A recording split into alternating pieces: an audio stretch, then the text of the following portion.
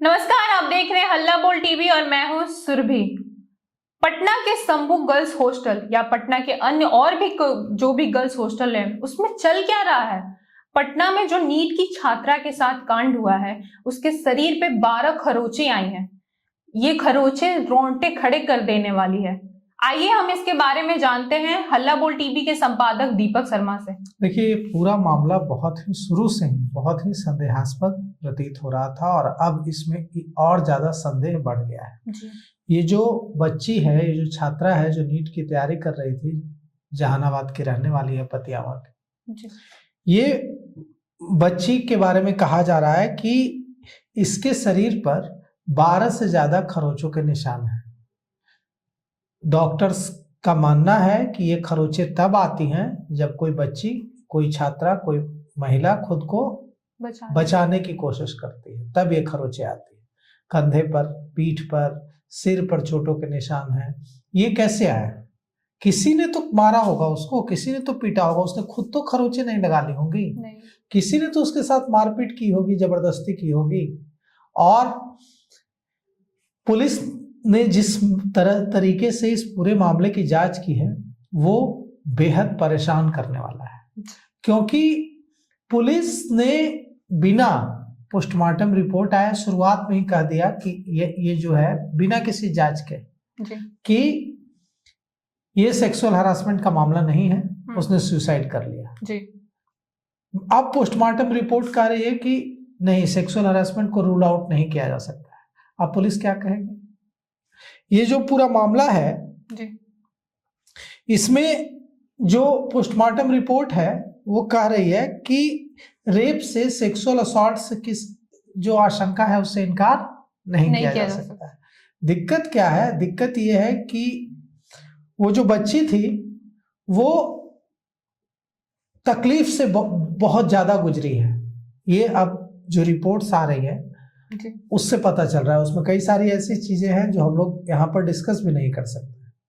तो जब उसके शरीर पर 12 से ज्यादा खरोंच के निशान हैं, उसके सिर पर चोट के निशान हैं और डॉक्टरों को इस बात का शक है कि उसने बचने का प्रयास किया और इस दौरान उसे चोटें आई, गहरी खरोंचे आई, साथ ही साथ और भी कई तरह की चीजें आई हैं इस रिपोर्ट में। अब ये जो रिपोर्ट है इसको सेकंड ओपिनियन के लिए इसको एम्स भेजा गया है जी। और पुलिस चाहती है कि सेकंड ओपिनियन लें और इस मामले में क्या कुछ और ज्यादा जानकारी मिल सकती है पोस्टमार्टम रिपोर्ट के जरिए जांच को आगे बढ़ाने की। लेकिन सवाल उठता है कि अब जी एक गिरफ्तारी हुई है इसमें, शंभू हॉस्टल के संचालक की, मनीष की गिरफ्तारी हुई है 24 घंटे बीतने के बाद। कि क्यों, किस आधार पर गिरफ्तारी हुई है? कि वो सबूतों के साथ कोई छेड़छाड़ न करते। अगर उसको सबूतों के साथ छेड़छाड़ करना होगा तो वो 24 घंटे में कर चुका होगा। उसकी गिरफ्तारी तुरंत की जानी चाहिए थी, इस आधार पर हिरासत में कम से कम लिया जाना चाहिए था। उस समय तो उसकी गिरफ्तारी की नहीं गई। 24 घंटे बीतने के बाद उसकी गिरफ्तारी इस आधार पर की जा रही है कि सबूतों में छेड़छाड़ न हो कर सके। अगर सबूतों में छेड़छाड़ करनी होगी तो कर ली गई होगी। तो कुल मिलाकर के इस पूरे मामले में जो आप सोचिए कि इससे बुरा क्या हो सकता है कि जिसकी बेटी मर गई है जी, वो व्यक्ति, उसके परिजन सड़क पर उतरकर पुलिस से जांच की मांग की, निष्पक्ष जांच की मांग को लेकर धरना दे रहे हैं सब रखकर। क्या बेटियों के पिता को निष्पक्ष जांच के लिए आंदोलन करना पड़ेगा? आपको नहीं लगता इसमें पुलिस की लापरवाही है? बहुत घोर लापरवाही है। और लापरवाही नहीं है, ये ऐसा लगता है कि जो जांच से जुड़े पुलिसकर्मी हैं जी हाँ, वो कहीं ना कहीं आरोपियों को बचाने की कोशिश कर रहे थे जी हाँ, हॉस्टल से जुड़े लोगों को बचाने की कोशिश कर रहे थे। कहा है पूर्णिया के सांसद पप्पू यादव ने कि यह जो हॉस्टल संचालक हैं ये हर महीने थानों को एक बंधी बंधाई रकम देते हैं। आरोप पूर्णिया के सांसद पप्पू यादव ने लगाया है जी हाँ। और तब उन्होंने आरोप लगाया है कि कई तरह की चीजें हो रही हैं पटना के हॉस्टल्स में। उन्होंने ये भी बोला है कि अब सर अब दबाव डाल रहे हैं जो पीड़िता है उनके परिजनों पे, उन पे अब कॉल करके दबाव डाल रहे हैं कि आप प्लीज केस मतलब इतना मत, क्योंकि हमें ऊपर से प्रेशर आ रहा है अब। तो क्या यही कारण क्या पुलिस ने इस चीज को, ये जो केस है इसको अब ये एंगल दिया है? नहीं, आप सोचिए कि किसी की बेटी मर गई जी, अब वो शव रखकर बीच सड़क पर आंदोलन कर रहा है, क्यों? क्योंकि वो कह रहा है कि इसकी निष्पक्ष जांच होनी चाहिए। जी हाँ। पुलिस अपना काम करे, इसके लिए आंदोलन करना पड़ेगा, और पुलिस वहां पहुंचकर लाठी चला रही है।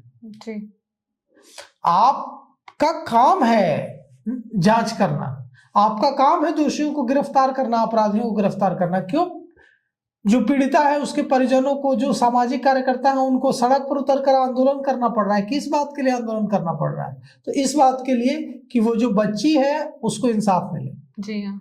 वो जो उसके साथ गलत करने वाले जो लोग हैं वो जेल की सलाखों के पीछे जाए, इस बात के लिए आंदोलन करना पड़ रहा है। अब कहा जा रहा है कि ये जो विवाद हुआ है इसको लेकर, इसमें पोस्टमार्टम की पूरी वीडियोग्राफी कराई गई है और पोस्टमार्टम की रिपोर्ट यह कह रही है कि सिर्फ दवा के ओवरडोज से मौत नहीं लगती है। सेकेंड ओपिनियन के लिए रिपोर्ट को एम्स भेजने का फैसला किया है ताकि और ज्यादा जांच में मदद मिल सके मेडिकल रिपोर्ट के जरिए और कोई सवाल न उठे। जी। अब ये जो रिपोर्ट आई है छात्रा की, वो कह रही है कि जब उसे अस्पताल ले जाया गया था तब उसकी कंडीशन बहुत खराब थी, और यह भी कहा जा रहा है कि हो सकता है कि जो उसके साथ सेक्सुअल असॉल्ट हुआ इसकी वजह से वो डिप्रेशन में चली गई हो और इसकी वजह से उसने नींद की दवाइयां खाई हो। यह भी हो सकता है कि सेक्सुअल असॉल्ट के बाद उसने फैसला लिया हो कि वो पुलिस के पास जाएगी, अपने परिजनों को बताएगी, इसके बाद उसकी हत्या कर दी गई हो दवा खिला करके। यह भी तो हो सकता है। और इसी जो चोट आई है उसके 12 से ज्यादा खरोच के निशान है, चोटों के निशान है। ये चोट कब लगती है? ये चोट तभी लगती है ना जब उसने विरोध किया होगा, जब उसने रेसिस्ट किया होगा। तो ये कौन लोग हैं जिसने उसको मारा, जिसने उसको पीटा, जिसने उसको इस हद तक परेशान किया कि उसको सुसाइड जैसा कदम उठाना पड़ा? या फिर ये सुसाइड है भी या हत्या है जी, इस पर भी सवाल उठ रहा है। अब पोस्टमार्टम रिपोर्ट के बाद देखिए, अब पुलिस कह रही है कि हम हर एंगल से मामले की जांच करते हैं। देखिए पुलिस के आगे की जांच में क्या कुछ सामने आता है जी। रिपोर्ट को दोबारा जांच के लिए एम्स पटना में भेजा गया है। ऐसे में हम देखना होगा कि आगे रिपोर्ट में क्या कुछ सामने आता है। लेकिन इस केस में पुलिस की तो साफ लापरवाही हमें देखने को मिल रही है। इस पे आपकी क्या राय है, हमें कमेंट करके जरूर बताएं और ऐसे ही तमाम खबरों के लिए बने रहे हल्ला बोल टीवी के साथ। धन्यवाद।